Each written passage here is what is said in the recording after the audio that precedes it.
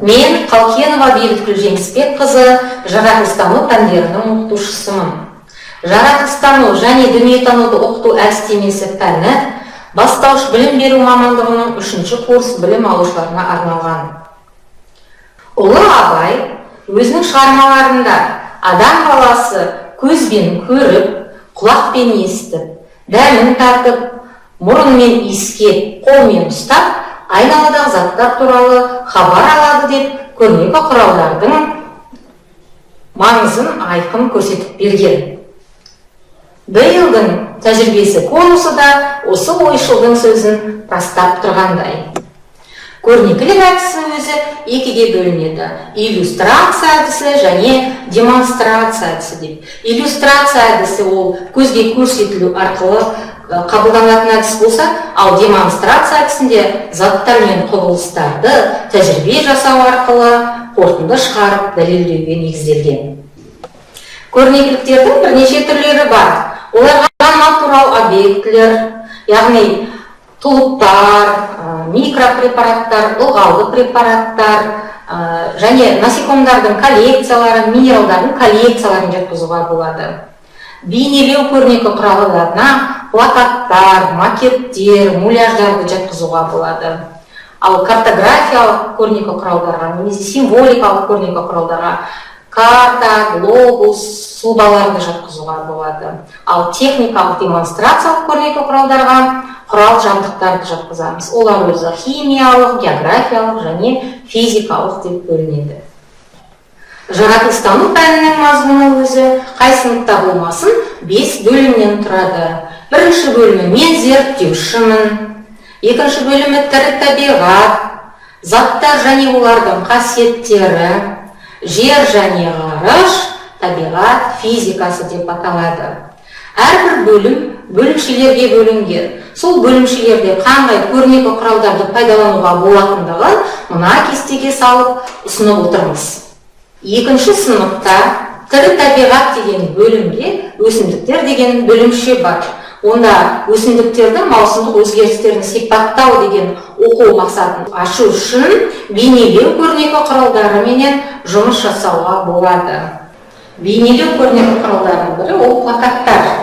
Плакаттардың динамикалық және статикалық деген түрлері болады. Статикалық ол қозғалмайды, қабырғада ілініп тұрады, ол кабинеттің ерекшелігін білдіретін болса, ал динамикалық ол алынып, керек кезде ілініп, болғаннан кейін алынып тасталып тұратын көрнекіліктер, ол тақырыпқа сай, тақырыптың мазмұнын ашатындай болады.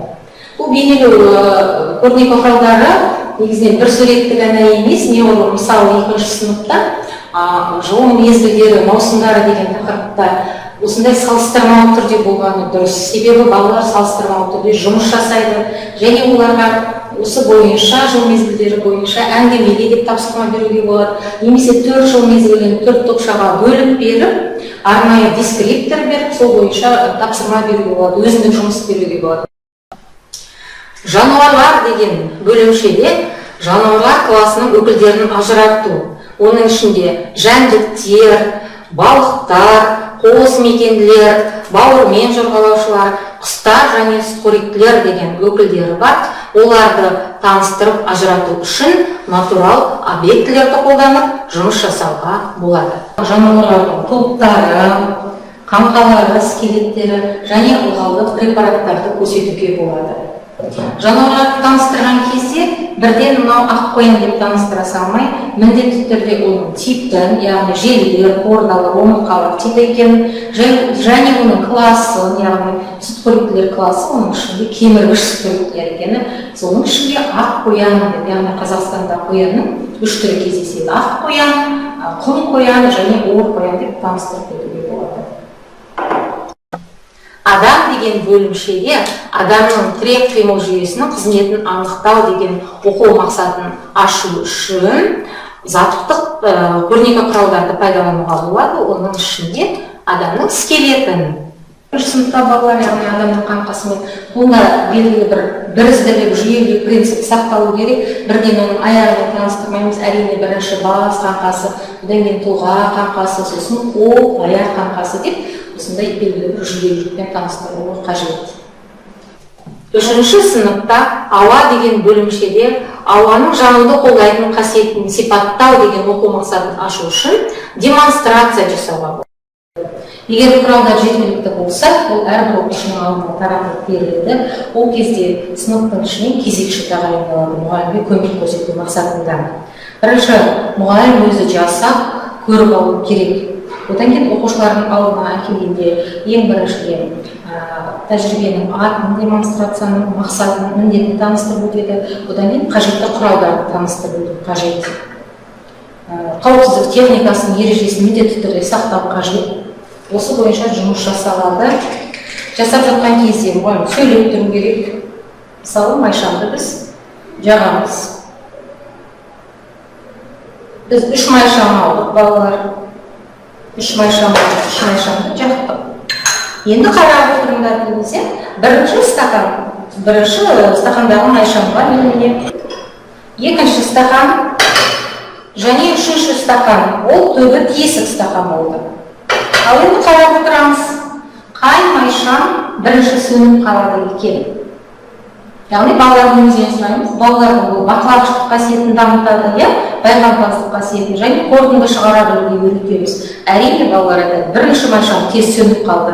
Екінші майшам оған қарағанда біраз көбірек жанып, ал неге үшінші майшам жанып тұр? Сонда балалар өз қорытынды шығару керек. Яғни бірінші стақан кішкентай болғандықтан ауа аз тез ұшып қалды. Екіншіде стақан біріншіге қарағанда үлкенірек болғаннан кейін ол біраз көбірек жанды. Үшінші майшам неге жанып тұр десе, өйткені стақанның түбі тесік болды. Яғни ауа бар жерде жану процесі жүре беретіндігі. Міне осылай балалар өздері қорытындылап шығару керек. Міндетті түрде нұсқаулық жасалу керек. Сол нұсқаулықпен жұмыс жасап, сосын соңында қорытынды тапсырмалар беруге болады. Осы бойынша жаңағы ауаның қасиетін толықтай балаларға түсіндіріп беруге болады. Жаңартылған білім беру мазмұнында пәнаралық байланыс бар. Жаратылыстану және дүниетануды оқыту пәні 3-ші курста болғанымен, 1-ші курста биология пәнін өткенде, 2-ші курста анатомия пәнін және жаратылыстану дүниетануды оқыту негіздері пәнін өткенде, білім алушылар барлық көрнекі құралдарды пайдаланып жұмыс жасауды біледі. Олар жаңағы макеттер, муляждар, демонстрация, иллюстрация, натурал объектілер менен. Тіпті біз 2-ші курсты аяқтаған кезде арнайы егістік дала практикасы бар. Сол кезде қалалық өлкетану мұражайына апарып натурал объектілерді көрсетеміз білім алушыларға, және қаладағы биологиялық орталыққа апарып тірідей өсімдіктер менен және жануарлар менен оларды зерттей отыра жұмыс жасайды. Жаңартылған білім беру мазмұнында сандық білім ресурстармен жұмыс жасау бар. Онда біз оқушылармен, білім алушылармен Сократив.com, Learning Apps, Kahoot, Quizlet қосымшалармен жұмыс жасаймыз. Теориялық алған білімдерін іс тәжірибе кезінде біздің машықкерлер мектептерде онлайн, офлайн түрінде тәжірибе кезеңінде қолданып жатыр. Түймедақ гүліне қарайықшы. Түймедақтың күлтелерін толтыру үшін барлығымыз қазір мен экранға суреттер шығарамын. Сол суреттерде не бейнеленген, соны қарап отырайық. Маған айтып отырыңдар. Бірінші суретте балалар не бейнеленген? Бұл суреттерде орманды, таза ауасы бар далаларды өртеуге болмайды. Және орманға саяхатқа келсек, міндетті түрде отты өшіріп кету қажет. Сәйкестендіру ойыны ойнайық. Бірінші сөз өрт тудыру. Теріс әсерге жатады. Қызыл кітапқа енгізу. Оң әсері өсімдіктерді күту, ақырғысы Оң әсері. Жаңартылған білім беру мазмұнындағы спиральдық принцип сақталған. Онда мен өзімнің авторлық бағдарламаларым, биология, адам анатомиясы, жас ерекшелігіне қатысты физиология және гигиена оқу құралдарындағы иллюстрацияларды және зертханалық жұмыстарды өз сабақтарымда пайдаланамын. Көрнекі құралдармен жұмыс істеудің барысында студенттердің кәсіби құзыреттіліктері қалыптасып, дағдылары жетілдірілді.